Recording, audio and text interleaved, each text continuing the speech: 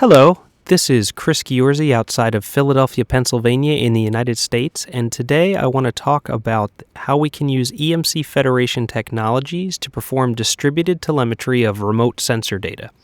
So in this demo today, the role of the sensor will be played by my cell phone, and the information we're going to be capturing is the accelerometer data on the phone, which essentially describes how the phone is oriented in space. We've built a dashboard that actually shows all the devices that are connected to the system and what their current accelerometer data represents. In our demo today, we're really going to be focusing on that middle number, which is the front-back tilt, sometimes called pitch.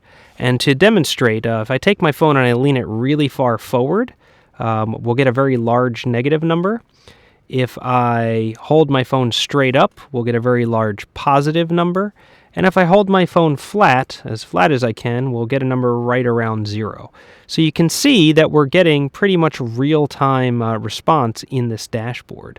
Now, what's interesting to note is there's a lot of public internet going on here, right? I'm going over the public internet to Pivotal Web Services, which is Pivotal's hosted version of Cloud Foundry on Amazon Web Services.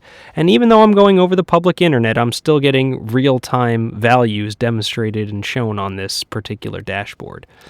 Now, while that's certainly interesting to see, hey, I have a dashboard that's showing me the current value of all the sensors that I'm tracking, it would be much more valuable if we could actually see this information plotted over time.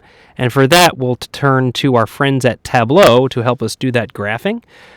So you can see we're actually seeing a real-time graph of what's going on with this phone.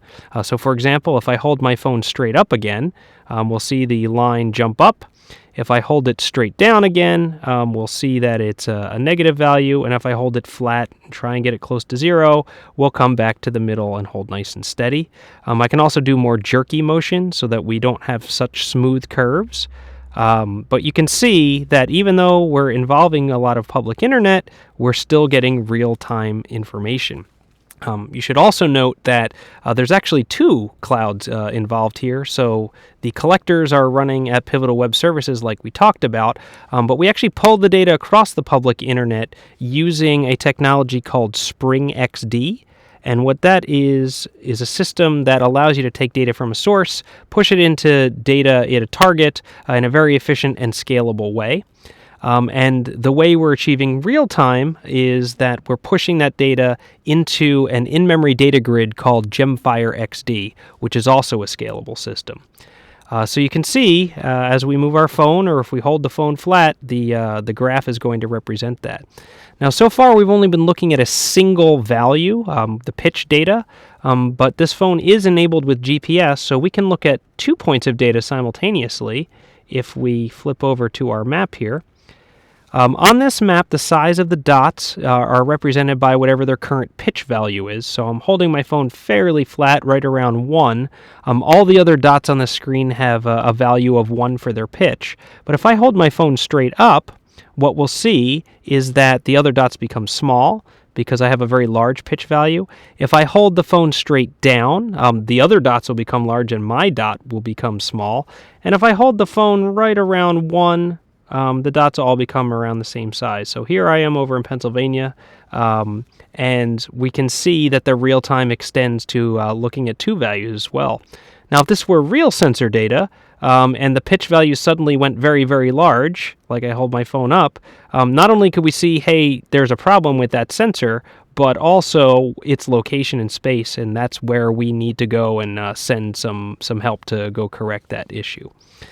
Now, in this demo, we've really only looked at a single sensor, but the way that this system is built, we can actually scale this to handle hundreds of thousands or even millions of sensors.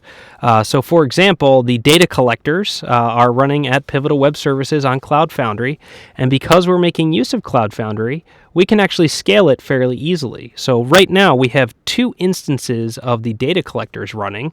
That's these blue boxes here. And the little number inside the white circle is the number of data points that each collector has handled. So we're load balancing across these 2 instances. But Cloud Foundry makes it very easy to say, hey, listen, I'm going to be adding a bunch more sensors. I think I'm going to need more horsepower to do that data collection. I can just request that a third instance be created, and there we go. It's up and running on the fly, and you can see these numbers are starting to increment, and we're load balancing across these 3 instances automatically. So we can scale this pretty much to be as large as we need, depending on the number of sensors that we're trying to handle. And if we are using cloud resources, it's also of value to be able to shrink back down. So if I needed 3 for a little while, but now I only need 2 instances, I can just issue a command to Cloud Foundry and say, hey, drop that back down to 2 instances, and there we go. So it automatically shrinks, and now we're load balancing across the original 2 instances and conserving cloud resources. But that Spring XD technology that is used to pull data from one cloud to another, that is scalable. The in-memory data grid technology of Gemfire XD, that is also scalable. So at every single point, wherever we need to add more horsepower, we can do that. And so this, again, is a system that could very easily scale to hundreds of thousands or even millions of sensors that are being reported on. So hopefully this was helpful. You can see how the EMC Federation can make distributed telemetry and real-time analysis a reality. Thank you and have a great day.